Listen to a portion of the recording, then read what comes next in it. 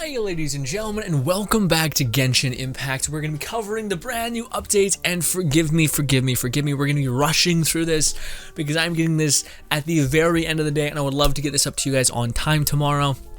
Forgive me, busy day, doctor's appointment, all day uptown, just got home, had to stream, and now we're here. So forgive me if I am in a little rush because I need to exercise and then get everything edited for the day. Forgive me, I digress. Ladies and gentlemen, we are going to be covering what is essentially 1.6. Yes, 1.6. A bunch of things to cover. Essentially, we are getting, and the best way to describe it is this. Long story short, ladies and gentlemen, in 1.6, we are going to be going with Klee to a special island with Jean and Barbara. And essentially, Klee is being pulled to this thing. I don't want to get into the spoiler stuff, or like story stuff, but yes, that's what's taking us there is Klee. Who doesn't love Klee? The Spark Knight, all that stuff. But yes, this is the other aspect of the game that we're going to be getting, is essentially a cool boating kind of thing. Again, Genshin Impact just keeps grabbing all of these tiny things and putting it into the game within events. But yes, you're going to be going to this island, you're going to be jumping around with events popping off every now and again, as well as us having this new boating adventure kind of mechanic introduced, which I believe the boating is going to be pretty like the header of this entire event, as well as some new story stuff and all of that stuff. Now, these kind of game modes that you're seeing is a part of Barbara's and Jean's parts of the quest, which is going to be tied to them giving us, for the first time ever, clothes or outfits or skins, which is absolutely sick. And not only that, but Jean's and Barbara's skins are going to be 100% free. Yeah, I know, too good to be true. No, only Barbara's will be earnable through an event. Jean's you will have to pay for, but it's at a discount. But you know, it's the skins, I guess. Also, a lot of people are like, why Jean and Barbara? Why Barbara? Jean made Barbara. What? No one uses Barbara. Buff Barbara, then give her a skin. Anyways, it's because they're sisters and they match, and it's tangentially in the story. I didn't say the word right. Don't look at me. Anyways, but yes, that is essentially going to be a big part of 1.6. And now let's get into the minutia of everything. One of the biggest things is this right here. We're getting a brand new boss, which well, actually, I'm not sure if he's going to have things that he can drop necessarily. I don't know if he's going to be a world boss or if he is going to just be the equivalent of the special Fatui mages that we've fought in Spiral Abyss, but we do know that we're going to be fighting these kinds of creatures in upcoming events as like a challenging type of character, or he essentially summons two of himself and just has a slew of badass abilities, all of which you have to dodge, and I would imagine deal as much damage as you possibly can to him and all that stuff. So right now, current thing, boating mechanics, new enemy boss to fight, as well as a new island, as well as we're going to be going to this island and meeting Bido, and Bido is having this like Mortal Kombat, who's the best martial artist in the island, and that's when we're going to meet the first of Inazuma's characters. Kind of Ayaka is like the first that everyone knew about, but this guy is the first actually introduced to the game, and this is the new character that we're going to be playing with, guys. Absolutely sick. His attack combination is beautiful. His design, I love it. It's very funny because a lot of people, if you've seen what this character looked like, he looks pretty damn similar to the actual male traveler, with a bit of difference. Also, them fuckers put maple leafs on this character. You're not gonna bait me to getting him, although he does look very cool. Although I will say, I do feel like they kind of didn't show him at his best in any of these instances, which is weird. But yeah, a brand new character. He's all about wind. Wind in this sense is, it seems like he's CC, but he can also be damage based. I don't know how hard his melee scales, and I haven't looked at any of those sites just yet, to see if it scales heavily, but from everything that I can see, his skills are very, very support based / enabling other characters. So he seems like a support DPS, if anything, / just straight up a support, but that's my anecdotal experience, not knowing all of his kit yet. And all that stuff. So again, this is just cycling through the events. In fact, maybe this is what we should just kind of predominantly sit in right here. So it does look like we're getting a brand new area to just go into, and I think it's probably on the bottom left-hand side of the map called like the case or chase or something like that. Anyway, so this is the main, I think, event, which is what we're going to predominantly be doing, which is essentially you're in this island and you're going to be bouncing around with this badass ship, and there's going to be events surrounding it, such as use naval combat, essentially, which seems so sick. I love the idea. that Genshin is just becoming this kind of like hive mind of so many things. Also, one of the events are for you to basically do this time trial attached to your boat, as well as flying around and collecting coins and such. And then, of course, we have a part of the main story is going to be this badass Ronin-looking guy who's just going to try to annihilate you and all that stuff. And it's going to be a character that I think we're going to see a lot of in Spiral Abyss and such. I don't know if he's a boss. I don't think he's a boss. I think he's just another like strong ass character that probably should be a boss. And then this is funny. So the thing that we're coming to this island for is Klee's like basically a little tiny guy, like her ability to deposit bombs. So one of the, I think the rewards for doing this event is Klee's basically an ability just to throw a bomb. And that's going to be how essentially you do a lot of the events, activate them, I would assume. And then they have this event, which is really, really cool. It's the never-ending battle event. So this event works as you're gaining momentum. So you're going to deal more damage, and you're going to start to gain momentum whilst you're dealing that damage, and making you gain buffs and debuffs to the enemies and stuff like that. So it's never-ending battle, all that stuff. This is, I believe, what's tied to unlocking Barbara's and Jean's things, which is basically very cute game mode-y things. Very like, you know, Wii party mode kind of things. And then we got, of course, a Legend of the Vagabond Sword. Essentially, this is going to be what people who want hardcore shit can get. We have a lot of stages here. It's kind of very similar to stuff we're used to now when it comes to like sating the hardcore player base, where we're getting buffs and we can ratchet up the difficulty a ton. And it does seem like the rewards though are scaled in a different way, where instead of getting primo gems, you're getting I think for completing it once, you'll get a shit ton of primo gems. And then just for getting max points, you'll get experience books and Mora, which is just fine. Which I don't mind, as long as you're getting the primo gems still. And then this is the other event, which I believe is again, actually no, that is the course of what the events will look like, which is fantastic. But let us get into the minutia of the brand new Wind guy. And again, he looks absolutely sick. I love his voice actor. I like his cadence. Seems super, super awesome. Again, it makes me feel like, why wasn't this guy the main traveler kind of vibe? It kind of looks like a little masculine, but not too much, you know, whereas the male traveler just kind of looks full feminine, which, you know, is what it is. But yeah, so his E, well, that's his alt. His alt is basically this giant zone which constantly does a swirl. It seems like it's on a time frequency of reapplying elements, which is cool. So it can constantly keep applying the element over and over and over again, and all that stuff. I don't have any interest in the character per se, but they're really getting me on this whole Maple Leaf thing, because I'm like, goddamn, my Canadian people, like, and who knows, maybe I would love him. I do like a lot of his like base combat things. Like I like the fact that his attack combinations look sick, and he's just like a flurry, a blurst. He's like a burst. He's like he wields like a katana-like weapon, and he very much gives off the vibe of like opening and sheathing a weapon and killing people, except not quite. That's a Yaka really. But anyways, so that's his alt. Did they show his E here? I think so. His E is basically a float ability. So he does some damage and then he floats in the air, and he can decide when he can descend, which I don't know how good that is. I mean, it's good if you want to stay away from enemies, but it's not good when there's shielding characters that can just stop damage from happening to you, and you can deal damage. So the idea of you floating up in the air and waiting to come down seems unimportant and kind of silly. Again, this could all change if we see his damage, his base damage for his base melee just scale really, really well to where he can just smash things with his base attack, which would kind of make sense, the fact that he's this wind-wielding katana man. But yeah, other than that, yeah, his alt is just kind of like a giant CC that does damage, and by the way, he throws enemies up in the air, and he always does a plunge damage. So if you happen to have Shao, that's where I'm kind of at, is he kind of seems like he's a support, but also can deal DPS, but because of that, he's not quite like a Shao that can just fucking soak out damage, and he's not like a Venti who can just suck up everybody, you know what I mean? He's kind of like a mixture of both, which can be really, really interesting to you. I cannot stress this enough. I love his design. I think his design is absolutely sick, and also I like his character. If only him and Shao could switch character models, I'd be fucking down.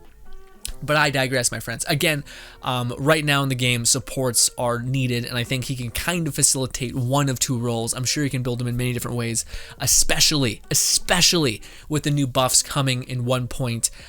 6, which is basically a tweaks to elemental mastery and reactions. So that could be huge. Again, probably why they're leading with an animal character and confident in that endeavor is because elemental swirls are going to be buffed, and I'd hope that also means Xiao gets a nice, helpful buff as well. But ladies and gentlemen, yes, he seems great. His character, his story seems cool too. I would highly advise go checking out the stream and checking out his story because it's very, very cool and endearing. And here we go. Here's the boss that we're going to be fighting that's attached to the story. He has multiple different phases. He looks absolutely gorgeous in every possible front. He looks like a, what is it called? An Oni. Also a, what is it called? A demon? I don't know what that's called. I don't know. I don't know. It looks dope. He's a Ronin guy, like katana wielding badass. We're pinched for time. He looks great. We got a new, it's a new monster, not a new boss. So it's something that you'll probably encounter within the island, and probably an upcoming Inazuma probably as well, when you're just out and about. But yes, also new Archon quest, new quest line for the 5-star is also coming. We'll actually encounter him within the story, finding out what's going on with Klee and whatnot, and going and taking a step to Inazuma.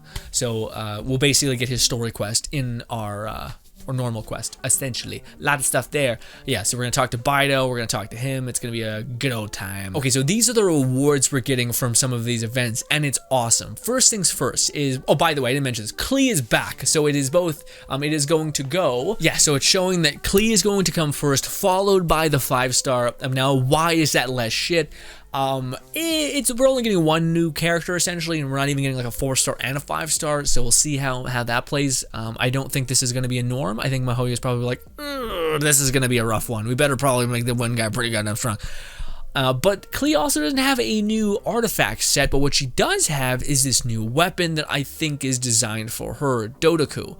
I'm not saying that right, kill me. Anyways, but these are the events. We're getting talent books, crowns, all that stuff, but we're also getting the ability to get blueprints, actual blueprints, not blueprints, prototypes, which we can actually select and choose, which is huge if you're a free-to-play player. If you're a free-to-play player and you're struggling with shit, definitely try to get some of these prototypes because they can massively amplify you, especially if you have a Claymore character, I don't know, like Eula, who has the prototype Animus, which can be so good as a free-to-play option and all of that stuff. So yes, also again, we're getting this cute boat that we're going to be able to putt around this island with. Absolutely fantastic. It might be actual going to Inazuma with as well, but I assume we're probably going to get a ride from Bido to that place because she's Electro, and that just kind of makes sense. Again, there's game modes of basically doing naval combat. Awesome. Again, rewards tied to all of them, and it does look like we have a brand new island to just flat out explore. Which again I believe is called the Cram or something like that. It's on the map and it's been there for a while, and it seems very, very cool and interesting and all that stuff. And these are the new skins for Jean and Barbara. I just don't know many people who play Barbara, but Jean, the skin looks absolutely fantastic. It is a swimsuit skin, which is a little spicy, but also the most not spicy you could also be. I mean, she's showing, I don't know, thigh, I guess. Cool. But anyways, also she does, I don't know if this is going to change her effect because she is an animal character, and it kind of looks like they might give her like a little bit of water effects with that, but we'll see if it just changes her general design of her outfit and not actually the elemental kind of look of certain things. Like, I don't know, maybe there's some sunlight gleaming off her when she uses certain abilities. We'll see how hard they go into the paint when it comes to their outfits. And of course, Barbara is looking pretty fantastic as well with the kind of like old woman swimsuit, which is cute and endearing as well. But again, these are going to be obtained free just by completing their specific events, which look a lot like this. Basically fun, cute game modes, nothing too crazy there. And again, these are the rewards that we're going to be getting for those kind of cheeky game modes, which are pretty chill. We're going to get a banner. We're going to get some more XP books, talent books, and of course Primo Gems. Of course, Primo Gems being fantastic and all that stuff. And this is the Endless Wave event, which you mentioned at the beginning of the thing, and the rewards for that are going to be Primo Gems, Mora, experience books, and of course all the Mystic Enhancement Ore and talent books. Fantastic. And then the other one, and this is the big kind of event, which is going to be for people who want like actual content to dig in that's challenging and all that stuff. Primo Gems, and of course Mora, with a heavy emphasis on Mora and Primo Gems, seeming to be the main reward system that you're going to be able to get. See right here, there's no Primo Gems in here. I think you would just get a bunch of Primo Gems for completing one challenge. On the lowest possible difficulty that we can go, and then if we want to go and get some experience books, some Mora. Then we can go about just cranking up the difficulties to the highest point, which I like, because of course, in order to do stuff at endgame, you need to get Primo Gems so that you can buy characters, so that you can level up those characters, so that you can invest in them and actually do the endgame content, essentially. Not only that, some quality of life changes that they've made. Some that are okay. Essentially, the Adventurer's Handbook, whenever you kill an enemy, it will cycle to the next location where that enemy is. So you don't have to open it, find the new enemy, open it, find a new enemy. You can just go, kind of similar to doing the Leylands. Anyways, the next thing is a PC gets more shortcuts, opening up map, adding friends list, or opening up friends lists with a hit of a button, pretty simple and fast. And then the last one is, of course, adds detailed information to domains, so you can see what enemy you're going to be actually fighting in the domain, similar to Spiral Abyss. Great. And then the next thing, which is actually huger than I thought it would be, is we're getting another quest to the Serenity Pot, and it's going to have to do with companions and our characters. So we're going to be able to place characters within our house, and when a character is in your house and you have high Adeptus regeneration, you're going to be gaining friendship, which is huge. So it's okay, unless they add some sort of great value to friendship. It's kind of just that, but they've added something a little bit more. So if you give one of your special characters the best decoration set that they like, so in the Serenity Pot you can basically choose different design choices that are built as like templates. If you choose one of them and you pull one of them into your world, into your Serenity Pot, they'll have some dialogue for you, which I think has been in the game for a hot minute, but still kind of neat, kind of cute, cool. What do you call it? There's also going to be generating, I think they generate like 1,000 realm currency just themselves, which is super awesome and fantastic. But this doesn't quite address, and I'm hoping that they just kind of squeeze this in under the floor. But I really hope that they also give you the ability to gain more Adeptus energy. So that you can accrue more Adeptus coins or realm currency, so that you can buy a good bit of the stuff in the realm depot. Right now, you can only buy like maybe a stack and like 2 stacks maybe of one of the things in the shop, which to me is a little shitty. Especially if you're going to invest so hard in the thing. But yeah, having companions in the world space is just charming and fantastic, and I love that. And yeah, also, by the way, there's codes. We have them in our Discord. If you guys want just a quick copy paste on those things, we have a Discord link in the description down below, and you guys can just go to the Genshin tab, and it's always right there. Also, any Genshin news as well from leaks are also in that tab. But ladies and gentlemen, we also had at the end of the stream the cutest little chibi version of Ayaka telling us about the states and places in Inazuma that look absolutely breathtaking. This is one of the forest areas. It looks gorgeous and has a bunch of lore associated with it. This looks so cool, and I hope there's things here. I hope it's not just... My fear for Inazuma is that it's going to look like a concept designer's wet dream, but have nothing to do in there.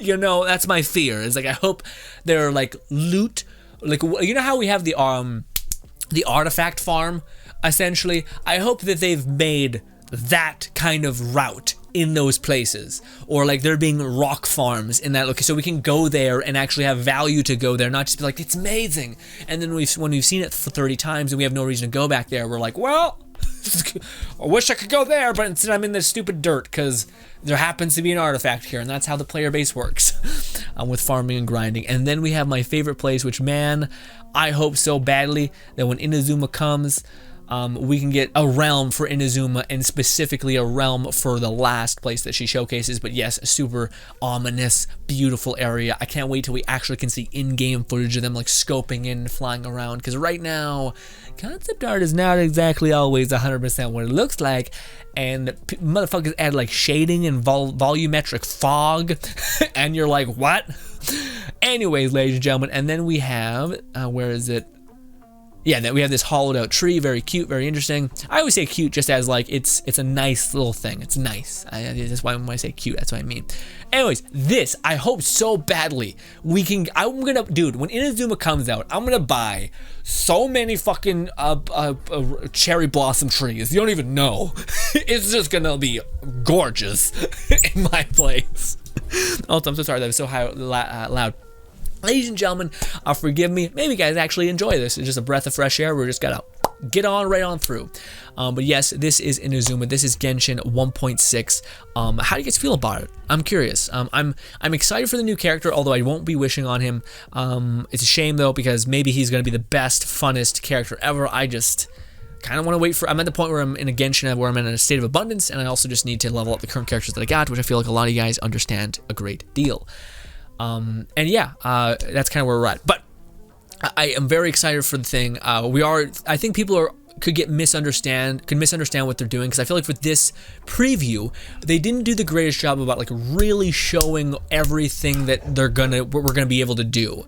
And I think people could walk away from this being like, well, we got like a couple cool events and we're gonna be boating around, but like, you know, but I'm like, no, we're getting a whole new area. The last previous events, we only got events, not a whole new area with events, with story, with one less 5-star or 4-star to play with. But I think we're gonna get a lot more mechanics and like a new area. It's like Dragon Spine, except probably a little smaller, with more story integration and events tied to things like that, as well as boating in general. We get a boating simulator. That's kind of weird and neat, and probably it gets you to be able to reach certain places pretty easily.